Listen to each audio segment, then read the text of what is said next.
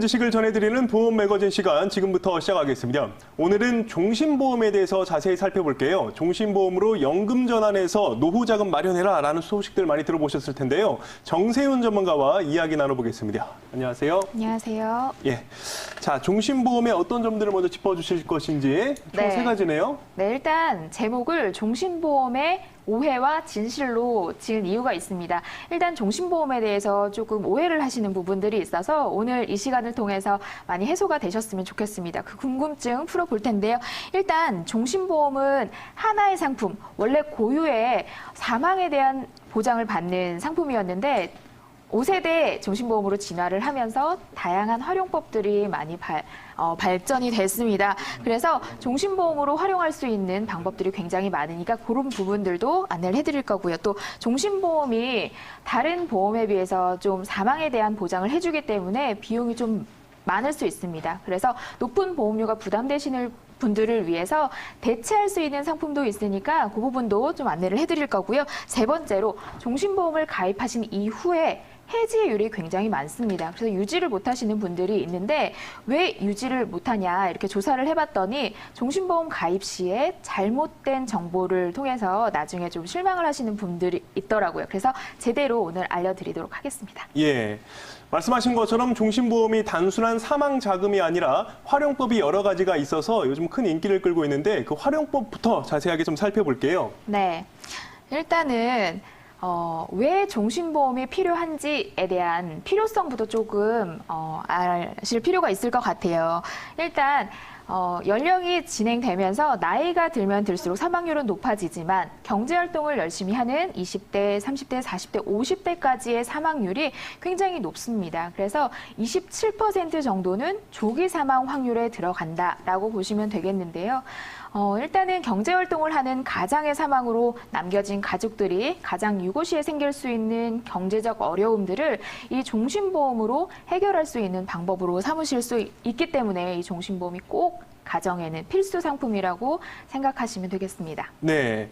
말씀하신 것처럼 이 사망 자금은 가장이 떠난 이후 남아있는 가족들의 소중한 생활 자금이 될 수 있기 때문에 예전부터 쭉 보험으로서 톡톡한 역할을 해왔었는데요. 지금부터 한번 종신보험에 대한 활용법 하나씩 짚어볼까요? 네, 일단 첫 번째 활용법은 조기 사망 시 남아있는 가족들을 위한, 유가족을 위한 사망 자금으로 쓰시는 게 전통적인 종신보험의 활용법이었습니다. 그런데 두 번째로는 피보험자가 사망하기 전에 피보험자 자신을 위해서 연금 재원으로도 활용하실 수 있는 방법이 요즘에 많이 진전이 되어 있고요. 그렇게도 많이 활용하시고 계십니다. 그리고 세 번째는 저축의 기능입니다. 비과세 저축 상품으로 높은 복리 이율을 유지하면서 노후에 내가 쓸 수 있는 피보험자 자신을 위한 자금으로 저축성 기능도 있습니다. 납입 배분 형태의 상품은 어떤 겁니까? 네, 예를 들어 한번 화면을 통해서 만나보실 텐데요. 일단은 일정 부분은 연금으로, 일정 부분은 사망에 대한 보장으로 나눠서 설계한 이후에 가입하시는 이런 형태를 보실 수가 있습니다. 그 비율로 나중에 노후에 내가 사망자금으로 선택한 부분은 사망자금으로, 그리고 피보험자 자신을 위한 연금 재원으로 쓸 부분을 정해놓고 활용을 하시는 거죠. 네. 자, 종신보험의 다양한 활용법 세 가지 설명을 해주셨는데요. 피보험자를 위한 연금 재원으로 활용해 보실 수가 있고 비과세 복리저축의 기능이 있다라는 말씀 들어보셨는데 사실 종신보험은 말씀하신 것처럼 순수 이 사망자금에 대한 보장 아니겠습니까? 네. 근데 그것을 저렴하게 이용해 볼 수가 있다고요? 맞습니다. 종신보험이 정말 필요하다라는 생각은 하시지만 종신보험 보험료가 좀 부담스러우신 분들도 있습니다.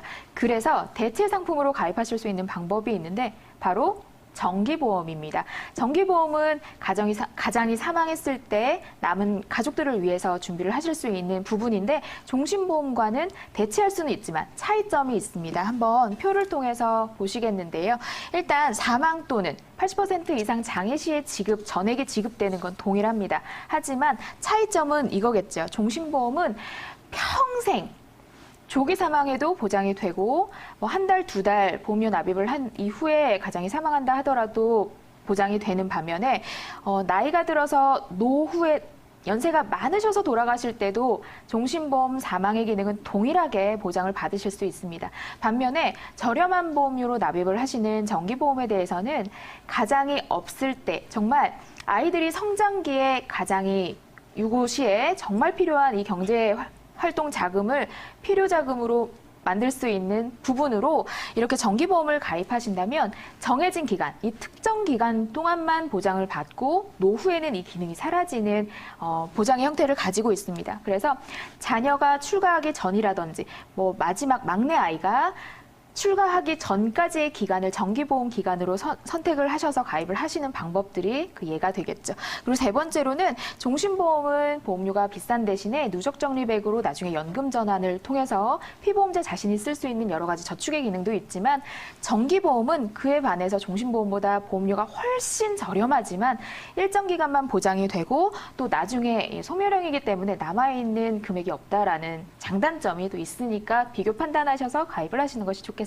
네, 지금까지 종신보험에 대해서 자세히 살펴봤는데요.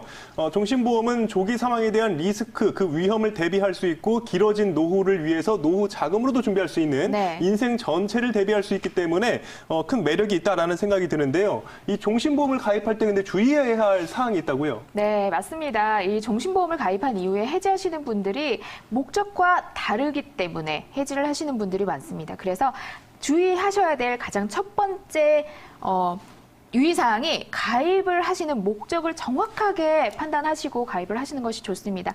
사망을 자금으로 사용할지 아니면 노후에 연금 재원으로 사용하실지에 대한 분명한 목적을 가지고 가입을 하시는 것이 좋겠고요. 두 번째로는 가입 시점에 나이를 보셔서 가입을 하시는 것이 좋습니다. 젊은 분들 같은 경우에는 종신보험을 가입하면 긴 기간 동안 이 복리에 대한 혜택을 받기 때문에 시간의 힘으로 거치 기간이 길어지면 길어질수록 누적적립금이 커지는 혜택을 받으실 수가 있겠고요. 또 노후에 가입을 하신다면 그만큼 사망의 시점에 가까워지기 때문에 그 사망보험금을 타는 시기가 조금 빠를 수 있다는 장단점을 비교하면서 가입을 하시는 것이 좋겠고요.